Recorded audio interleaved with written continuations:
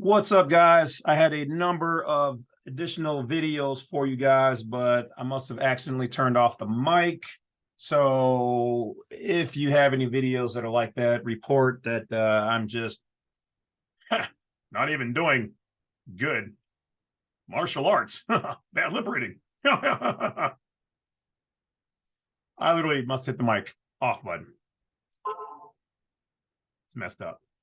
So I lost some of that, so you won't get all the extra videos today, but I will give you one of them that was missing because it is fire. So in this particular video, we're going to be talking about, I know you probably can't read it. This is the non-resident tax form. You fill this out, you sign it, you are agreeing that you are a non-resident. Now remember, there was a time where you were not a resident and you were in the area you are, and they told you you have to provide information of 3 months, 6 months, or whatever else, bills and bank accounts and whatever else, proving that you are a resident. But a resident of what? Within their state where they can tax you on paper. So you have the right to be in the area and not conduct your life as a resident. This is where a lot of people have been making their mistakes. So getting one of these and putting it in your travel binder would not hurt, okay? Because you are telling them that you are not a resident. Now, beware. In doing that, because they don't pull any punches, so why should we? Keep in mind that your legal name is on that document. And though you are stating that you are not a resident with that document, and they should abide by that, you might find that they still want to use that against you. So if you have not started using your given name and switching things over to that, then understand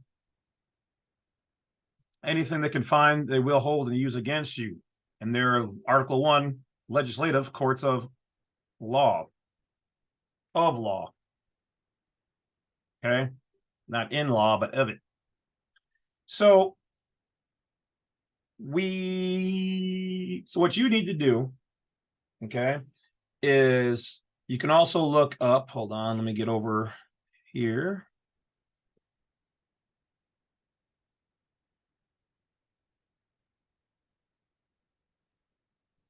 And type in certificate of non-residence. Okay. For your particular state, you can type in, state of Florida or Florida certificate of non-residence. Let's just see what pops up.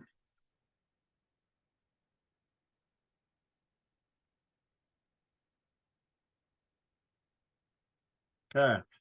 Got a certificate of non-residence for state tax.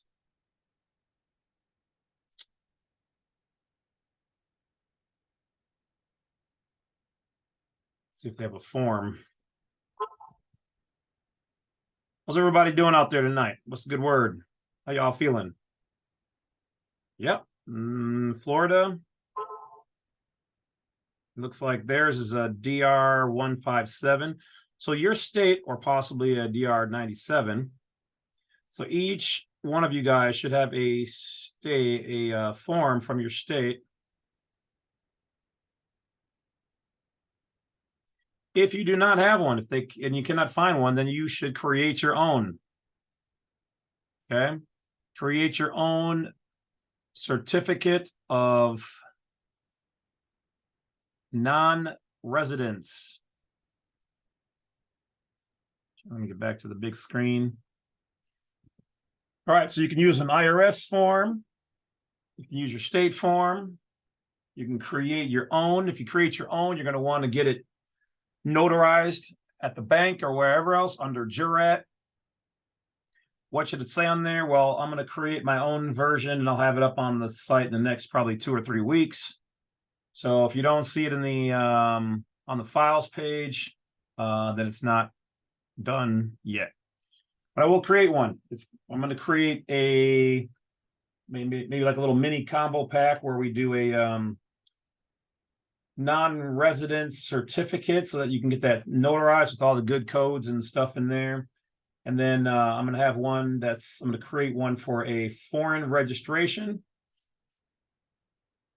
also to be notarized. Doesn't have to be in all actuality, because sometimes use of the notary can construe jurisdiction. So I'll have that on there. They're just acting as a witness. But you need to notarize it and sign off on it from either your private given name nation. You're going to want to put in there you are, this is non-state, non-federal, private. You can hold it in your trust. You can hold it by your micronation. Whatever it is, you got to make it foreign. So I will probably put those together, maybe another little goodie in there. So probably make it like 3 of them for, I don't know, whatever. I figure out a price. Like I say, I'm really worried about that.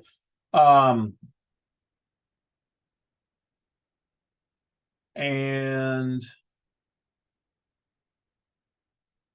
yeah. So once you have that, you're going to want to put a copy in your travel binder. You're going to want to have one for your house. And, I usually have 2 copies inside and then 1 in the vehicle. That way, in case, and that's with everything. Everything in your travel binder should have in duplicates or triplicates. Make the copies in case they decided to violate you and your rights and destroy your personal property. We already talked about a lot about the travel binder, but I'm going to make a master video on all the stuff that should be in the travel binder. Everything that I have or that is recommended. Okay. And then that'll probably be the last of that. But we will be going on. We've got lots of other stuff. I got lots of books and files I haven't even gotten to. So going to be lots of content, people. Lots of content all coming your way. So that's about it. If you do not have one for your state and you do not can't find one, then make one. If you can't make one, then give me about 2 weeks and I will have one available for rather cheap or in a combo pack. It'll probably be like, I'll probably say non-resident certificate, foreign registration, and probably, I don't know, I might put 1 or 2 more files in there to go with it. So that's about it. You should have that in there, because according to, I talked about this in the other video.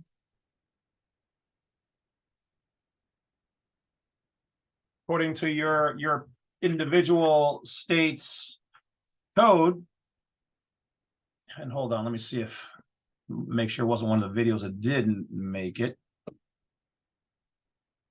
Okay, yeah, that one made it. Cool. Okay, so in the other video, I talked about this, your registration, taxation, and exemption of non-residents for your particular state. So go to your state's legislative website, okay? Legislative, like catch the word there. Look up the powers of legislation, legislative powers of the state, okay?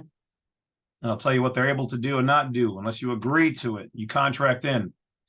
I do find it kind of funny and sexy when they go here, just one part. If the owner of a vehicle exempted moves to the state, so by saying move, what they really mean is permanently domiciled within. Okay, it doesn't mean because you physically have a house there that they can claim you as a resident. They cannot draw you into, because they don't own the land in the first place. So they do not have that full ability, that full power. They're putting stank on it, they're putting 5 on 20. Okay, federal government says we have the private capacity jurisdiction to own property and not contract privately, all this stuff. So the state cannot tell you, the state of whatever cannot tell you cannot have private property. Can't do it. But see, our dumb butts go to them and say, well, I need to prove residency for this. That's when they got you, by the cojones. So it was this texting me. I'm trying to make videos.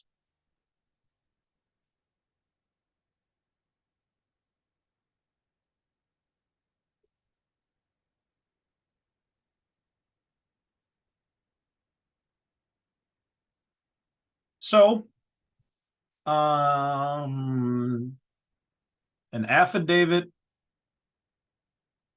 signed under JURAT stating that you are not a resident of, that you own property in the area, and that does not condone residency. They'll be the first one to tell you that. Go there and just say, yeah, I bought some property here and I want to be considered a resident, you know.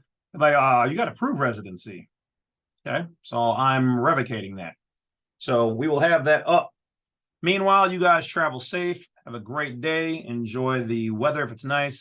Sunny here, but it's chillier than a witch's or my ex-girlfriend's heart. Well, there's a couple that are decent, but you know, it is what it is. So that's it. I will talk to you guys later. Have a great day. Don't forget, Monday, we will have we'll be doing a live passport full step-by-step process. We're going to go through everything. It's going to be 3, maybe even 4 hours long. I'm going to get some questions in, but mostly it's going to be about that. And I'm going to hammer out everything. And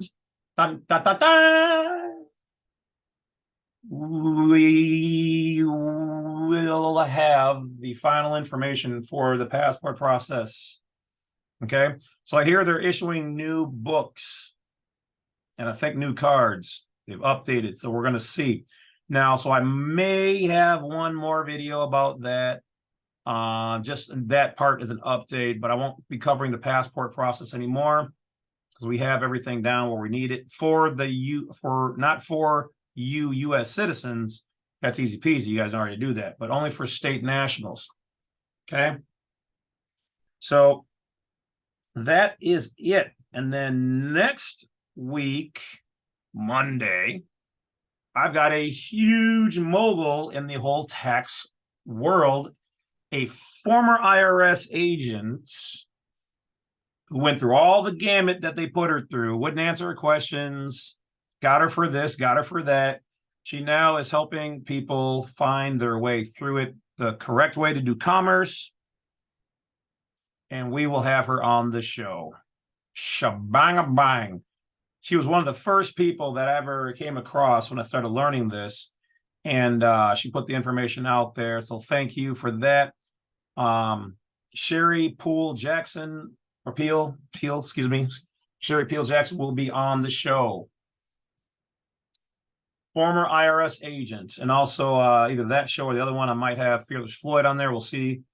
But those are going to be some good shows, guys. So stay tuned, stay woke, stay aware, stay warm, stay wise, stay away from, you know, the haters and the frenemies and all that jazz. And do for you. Okay, get yours. You don't have to be greedy, but get yours. Got to get mine. You got to get yours. All right, talk to you guys later. Wolf's out.